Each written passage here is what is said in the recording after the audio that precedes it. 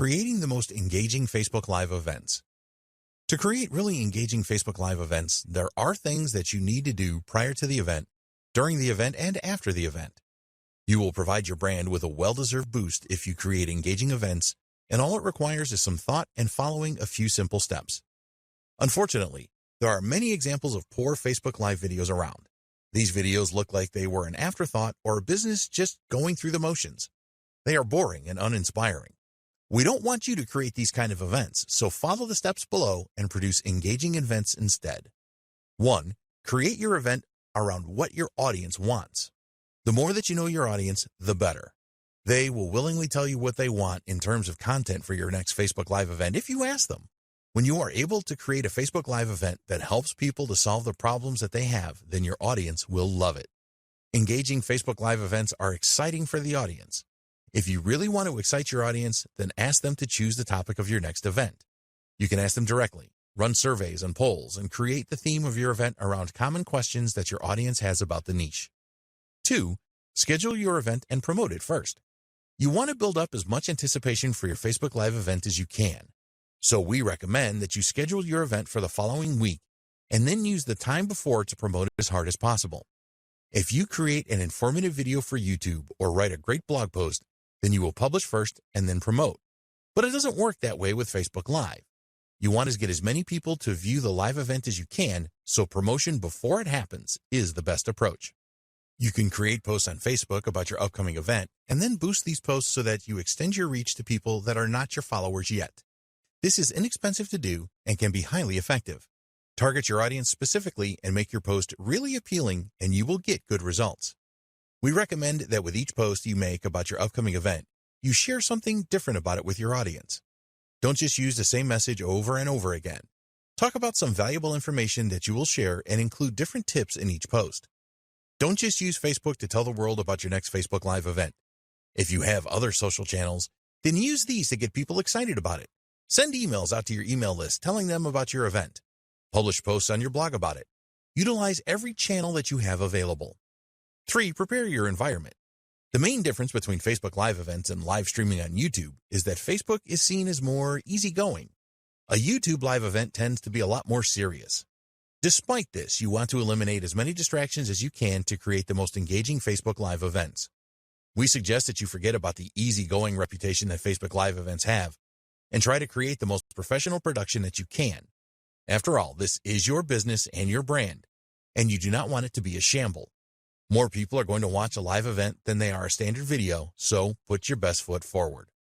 Check your environment before you start recording. Are there things in your environment that could distract your viewers? How good is the lighting? What does the audio sound like? You can do a test recording to check for all these things and then make any subsequent changes. Broadcasting against a plain background can work well. If you have a background that has a lot of clutter in it, then your audience can be very distracted by this. So, keep it minimal. You want your viewers to concentrate on you and what you have to say. 4. Timing is everything. If you conduct your Facebook Live broadcast at the wrong time, then you will seriously reduce the number of viewers. You need to do your homework on where your audience are located and determine the best time for your event. If you schedule your Facebook Live event for a time where most of your audience are working, then you will get dismal viewing figures. The figures will be even worse if you hold your event when your audience are normally sleeping. Facebook Live is a global tool that you can use to boost your brand no matter where you are located in the world. If you live in Europe and your target market is North America, then you may have to make sacrifices. You may have to run events that are late in the day for you, but are timed well for your audience. Remember, it is about them and not you. 5. Keep updating your audience. Now we are into tips for engaging Facebook Live videos during the event. One thing that you always need to bear in mind is that people can join your event at any time. Not everyone is going to be there from the start, so you need to make announcements at different times during your event so that everyone is up to date. So you can say things like, "Welcome if you have recently joined us. We are talking about XYZ at the moment, and before that we discussed ABC. You get the idea." It's always a good idea to share an agenda for your event with your viewers so they know what to expect. This will help to keep them viewing your event for the longest possible time. 6. Interaction is king. We have mentioned the fact that you need a good level of interaction in your Facebook Live event a few times in this training, and the reason for this is that it is so important for a truly engaging event.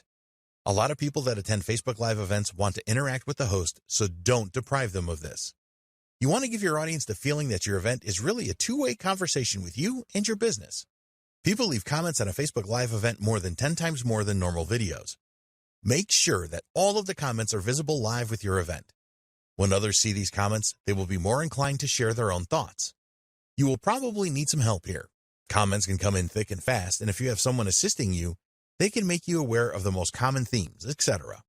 Respond to comments as fast as you can. An alternative to this is to have a session at the end where you will address them. This is the same as a question and answer session, which can be very effective. People want to know that you take their opinion seriously, and responding to their comments is the best way to do this. Give some shout-outs with your event.